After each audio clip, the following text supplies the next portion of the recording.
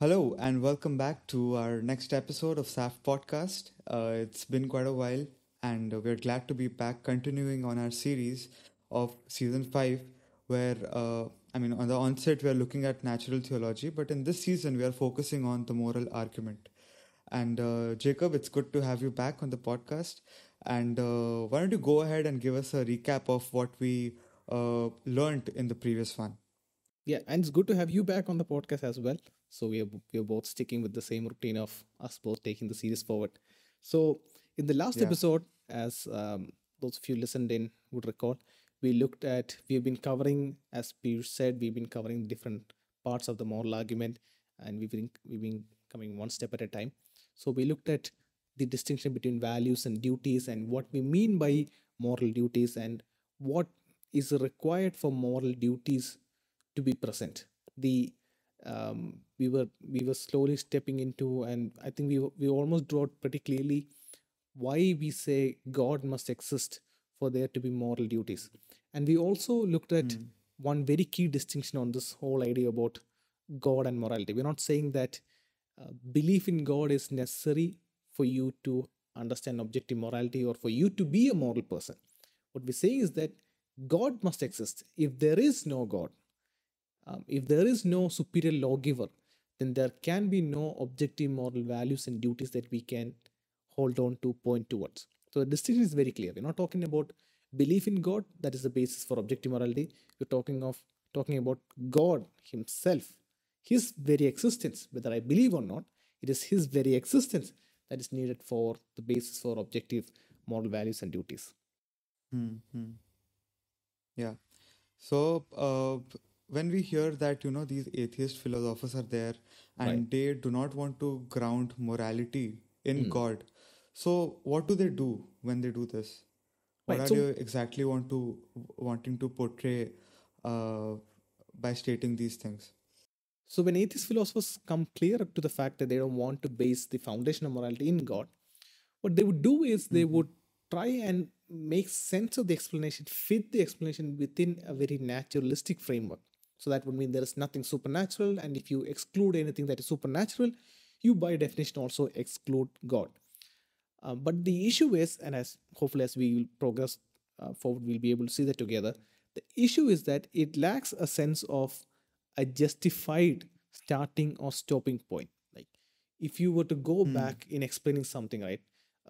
You would Yeah. there should be a specific reason as to why you're going back forward. If you're just arbitrarily going back forward, based on randomness or just because you felt like going back forward, then we could ask the question, well, why aren't Mm-hmm. you going even further? Why are you stopping at so and so place?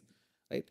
We get to a very Yes. specific starting point because there's a very good reason for it, or there is some sort of condition that confines that or restricts that you can't go further. If it's purely arbitrary, then you could go even further. And similarly for a stopping point also, if it's purely arbitrary, it's because of Hmm. your likes or dislike, you could potentially go even further. So when they try to make Yeah. sense of morality in a naturalistic framework, that satisfactory starting point or stopping point is seriously missing. Okay. Mm-hmm. So, but can't we say that, whatever helps human beings flourish and survive is Mm. good, and then make that the basis of creating this moral argument? Yeah, right. It has been attempted, and it is a very strong case that is put forward that we look at human flourishing as the basis to build the moral framework.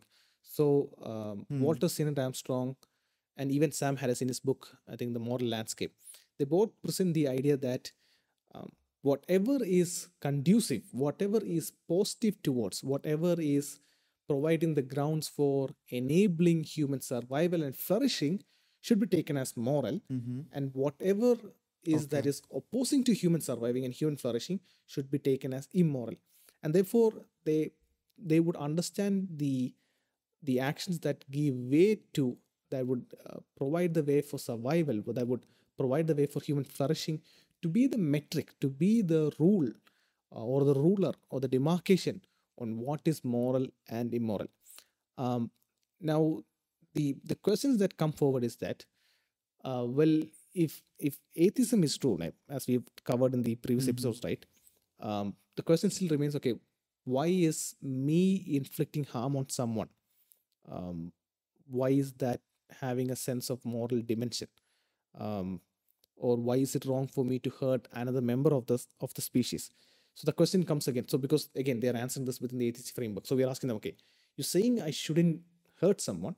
So why is it that it's wrong? And they would say, well, it's just is. It's that's the way it is. It is objectively wrong that you shouldn't hurt another person. Now you and I would say Yeah. that, well, it is wrong, right? We Mm-hmm. would say to Sinnott-Armstrong, we would say to Sam Harris that it is wrong. We both agree that it is wrong. But if you ask them why is it wrong, they won't have a very clear explanation apart from the human flourishing one, which we shall look at right now. But for theists, because we have the very clear foundation that it is because of intrinsic human value and dignity that is intrinsic to us because God created us in His image and likeness. That is the reason why we say you Mm. shouldn't harm or you shouldn't inflict pain on others. But then, if there is no atheism, if there is no superior authority to give that moral duty, then the question remains, why is it wrong? Why is it my duty to not do it? Why is it my duty to only do good things? All of that steep come in flourishing in. And then again, Mm-hmm. I mentioned about this arbitrariness, this randomness to why you start here or why you stop there. Even in Sam Harris' work, The Moral Landscape, he also put, like I said, he also put forward the idea that, whatever supports human flourishing is good and whatever doesn't support is bad. Even his whole point has been objected by one of the very well known internet, I wouldn't say an internet atheist because he's not someone who deals with academia, but someone who's very popular on the internet. Alex O'Connor of the Cosmic Skeptic Okay. channel. So he was on the Unbelievable show when Justin Riley was there and he was interacting with Frank Turek. And he also pointed that out. The issue was the question again comes back to Sam Harris. Why is it that human flourishing and human survival is good?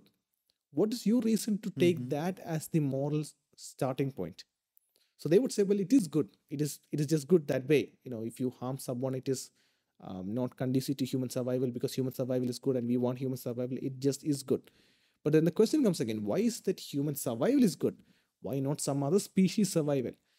So they are assuming a moral framework that should be overruling or everyone to begin building their own framework from scratch.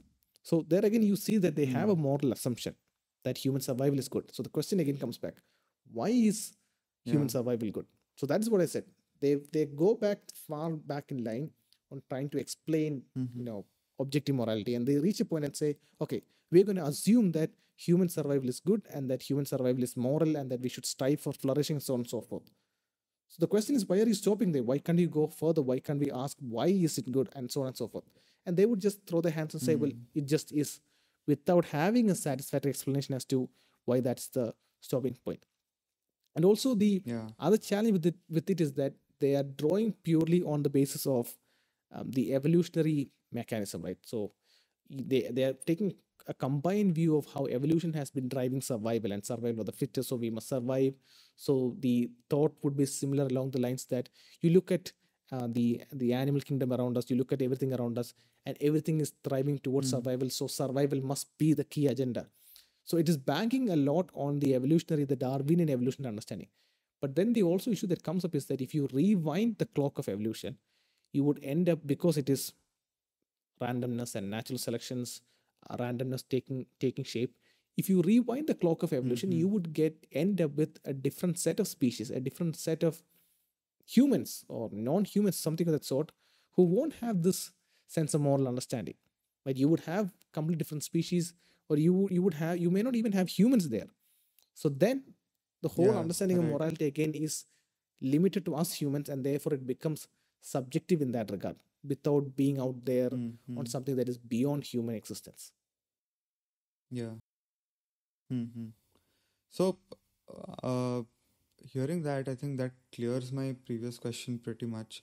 Mm. So I'll just go to my next question, which is, can it be said that morality exists in some form like numbers? Because Mm. numbers, they're not created by humans, Right. and or mathematical truths which are derived using numbers are objectively truth, right? Mm. So could something similar be said over here in case of morality?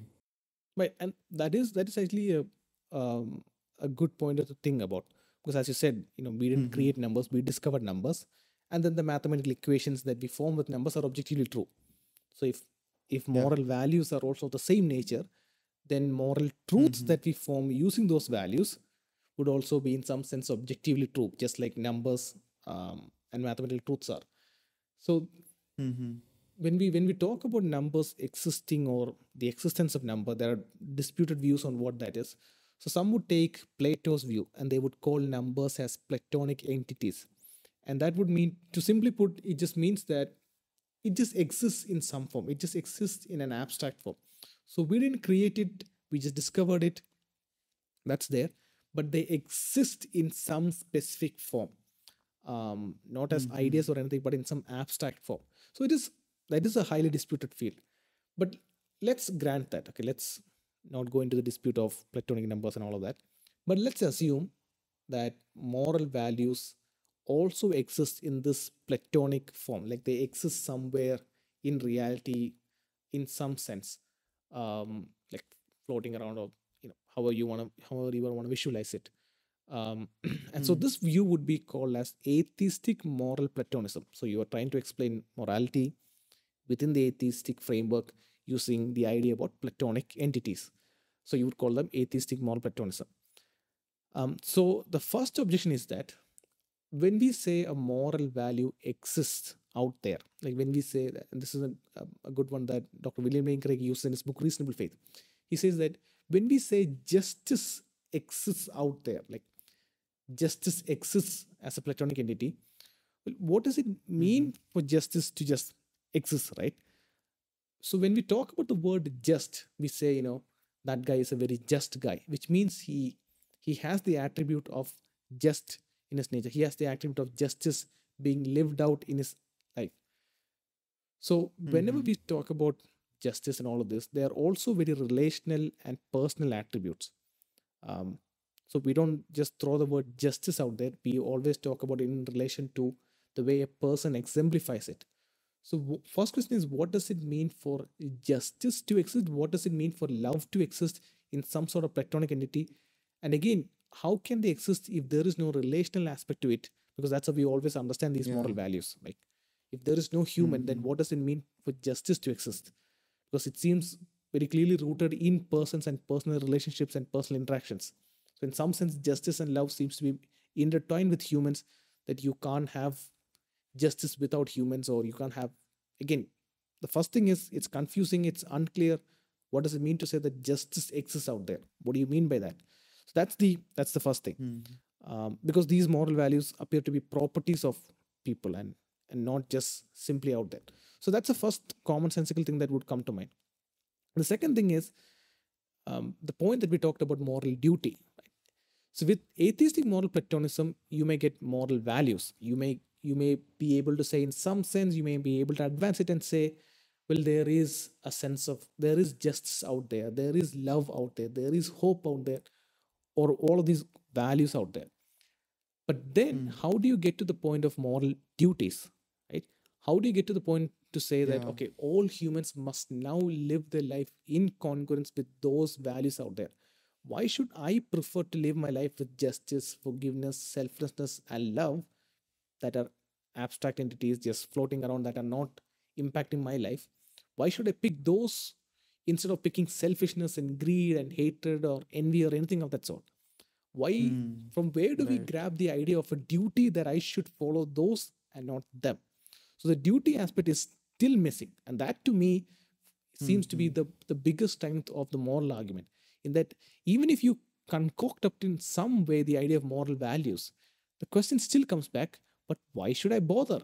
Why should I pursue that set of values? And who are you to tell me that I should pursue that set of values? Normally, in our human Yeah. interactions, also, when there's a question of Mm. who are you to tell me that I should do that, we often refer to some sort of an authority. It's maybe a human authority or a human institution. We always refer to some sort of authority to bring that bindingness upon us, that oughtness. I ought to do it Mm-hmm. because authority.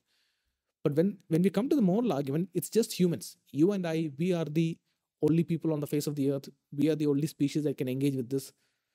So the question is there not another human institution because that is what we are developing, we are creating. But the question is there something beyond humans that can enforce that authority, that can enforce that duty? And that's what we looked at in the previous episode. So this is the second objection. If you have Yeah. justice, love, and all existing out there, there is no reason. You may get moral values, but there is no reason to say that you have moral duty to pursue them and live out them in your life. And then the third thing is that so you have these abstract entities out there as part of reality. And again, this answer is coming under the frame of atheistic moral platonism. So you have these entities abstractly out there. They don't bring about any effect on nature, just like numbers don't have any effect, right? The number 2 doesn't create or act upon anything. We use them in our mathematical equations, but the number 2 doesn't do anything because it is abstract. Right. So they would also, the atheists who present this view also would take these value systems and all of that to be abstract in that same sense, that they don't do anything, that they don't bring some sort of effect on anything. They're just there, disconnected. So you have a world, a natural reality where you have these justice, love, and selfishness all floating around in their abstract forms. But as it also turns out, through the unguided, naturalistic, accidental process of evolution, a species evolved by pure chance that is able to grasp and make sense of this natural order, this natural moral order that is out there. So it seems highly improbable that a species was able to accidentally and through chance evolve and come to a form that is able to now grasp onto these moral values and make them applicable in life. So that improbability is also a very intriguing point. And it's along the similar lines of how does these abstract things go hand in hand, let's say our moral understanding of the world, that we also see in the question of numbers. For example, the argument from mathematics, right? You have numbers, the number 2, 10, again, they don't do anything on planet Earth, they don't make rocks fall, they don't make ships fly, but you're able to use those numbers to form equations that predict the natural world. In some sense, the numbers are going hand in hand with the physical world. You can use numbers to predict, how to take a jet takeoff, how to make a rocket, how to get Chandrayaan land on moon as our nation did. So you're using numbers to achieve these physical feats. You're seeing numbers go hand in hand with the physical world. And similarly, we're seeing the same thing. We have these moral values and moral duties, these moral concepts that are going hand in hand with the human world, a species that is able to make sense of this. Which is why William Solé, as we mentioned in the first episode, William Solé's argument was you see the natural world and the moral world go hand in hand in congruence because they are the product of a creator and a lawgiver. And so his idea was you look at them both and you see them go hand in hand. Why? Because there is one person behind it, a creator and a lawgiver, a single entity, a single being that brought the natural world and the moral world into effect. Or when I say moral world, not that he created moral values, but that he brought them hand in hand in a way that we interact with both the natural world and the moral world like hand in glove. So that would be the point. That again, what stands out to me is that no matter what you do, even if you get moral values, it's very difficult for you to bring to a conclusive point how you can get moral duties. Like I think in the later episode we may cover what is known as brute facts if it is needed, where they say, oh, it's just a fact, it needs no explanation. Something is good, it is just good, it needs no explanation, it is necessarily good. Fine, okay, you get moral values, but still, why should I live my life in accordance with that? So that seems to be the strongest point of the moral argument. Yeah, right, makes sense. So I think with that, we've come to the close of this episode. And before closing, let me just give you a recap of what the moral argument is. Premise 1 states that if God doesn't exist, then objective moral values and duties do not exist. Premise 2 states that objective moral values and duties do exist. Hence, premise 3 states that God does exist. And with that, we come to the close of this episode. And we'll see you in the next one. Till then, stay safe and take care. Bye bye.